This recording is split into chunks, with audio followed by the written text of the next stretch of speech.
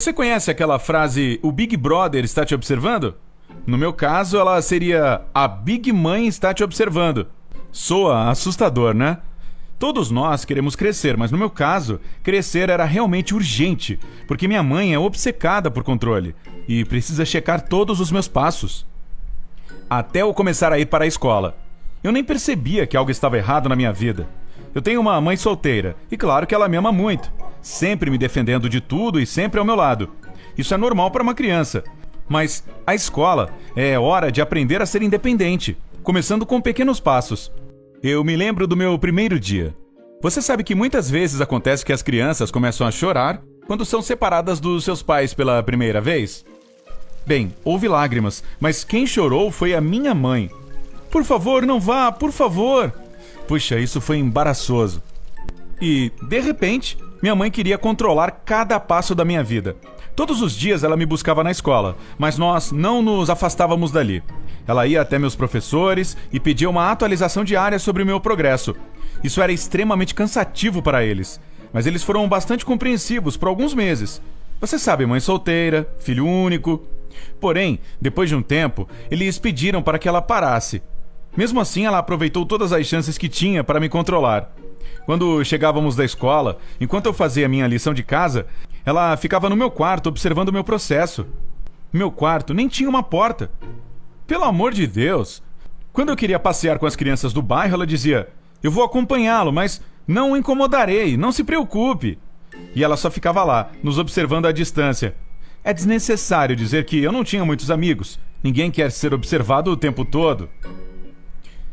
Conforme eu crescia, comecei a perceber que isso não é uma preocupação normal dos pais.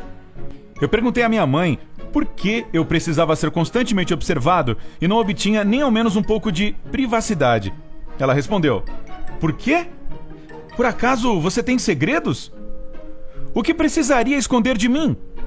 A pior parte era que agora eu estava no início da minha adolescência. Agora tinha a mídia social, meu smartphone, meu blog. Eu queria mantê-los em segredo, mas minha mãe conseguia encontrá-los todos. Pegava as senhas e controlava até as conversas. Foi tão inspirador quando cheguei em casa e ela começou a discutir uma conversa que tive com alguém no dia anterior. Eu tentei me rebelar, mudar as senhas e colocar uma porta no quarto, mas isso terminou com a minha mãe tendo um ataque histérico sobre o quão perigoso é o mundo, que está cheio de criminosos e pedófilos e que, quando eu crescesse, eu a entenderia. Como já estava com 14 anos, chegara a hora de ações drásticas. Eu entendi que era impossível argumentar com minha mãe e convencê-la a finalmente permitir que eu tivesse a minha vida. Então, eu mudei minhas táticas. Eu tive que desenvolver uma vida secreta porque, caso contrário, não teria conexões sociais além da minha mãe. Eu preciso dizer que isso exigiu algumas habilidades de James Bond. Toda vez inventando novas informações sobre onde eu estava passando o tempo, fornecendo histórias de capa, usando dispositivos secretos para me comunicar com as pessoas online. Durante vários meses, tudo ia mais do que bem. Minha mãe tinha certeza de que eu estava levando uma vida perfeita em casa e na escola. E eu estava curtindo a vida social, quase como qualquer outro adolescente. Mas um dia, uma catástrofe aconteceu. Eu esqueci meu celular secreto em casa. Minha mãe, claro, o encontrou, desbloqueou e leu tudo o que estava lá. Você não pode imaginar o que eu senti quando cheguei em casa. Eu acho que, naquele momento, minha mãe teve uma espécie de colapso emocional ao ver que eu tinha fugido do controle dela. Daquela vez, fiquei de castigo mesmo. Mamãe me disse para ficar no quarto e eu não podia nem mesmo ir até a cozinha. Obviamente, eu não deveria ir à escola. A mãe ligou para o orientador da escola e o informou que eu estava gravemente doente e perderia alguns meses de escola. Eu acho que ela não percebeu que a situação se tornou louca e muito perigosa. E ela estava se comportando como uma espécie de maníaco. Eu entendi que tinha que fazer alguma coisa. Chegou a hora de parar a rebelião e me comportar como um adulto. Pensei em uma possível solução. Tive muito tempo livre para pensar. Fui até minha mãe para convencê-la a procurar um psicólogo de família. Claro que primeiro ela disse não, mas eu insisti, porque eu não via nenhuma outra solução e também porque essa era a única maneira de eu sair de casa. No final, ela teve que concordar, mesmo que fosse apenas para me calar.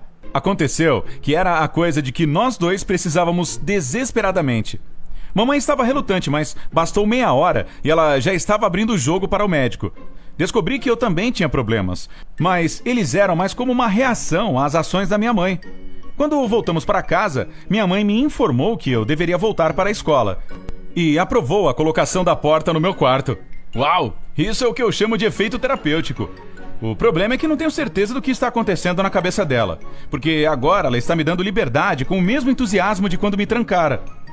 Mas, pelo menos, eu agora posso levar uma vida praticamente como a de uma pessoa normal. Eu até tenho um pouco de privacidade. No entanto, ainda estou com medo de que um dia minha mãe tente controlar todos os meus passos novamente. Tudo o que eu estou esperando é crescer o mais rápido possível. Esta é a minha história, e eu espero que você goste dela e queira compartilhá-la com outras pessoas que também têm pais assustadores. Por favor, inscreva-se neste canal e assista a mais vídeos como esse. Por favor, curtam, compartilhem e comentem. Envie sua história. yt@tsp.cool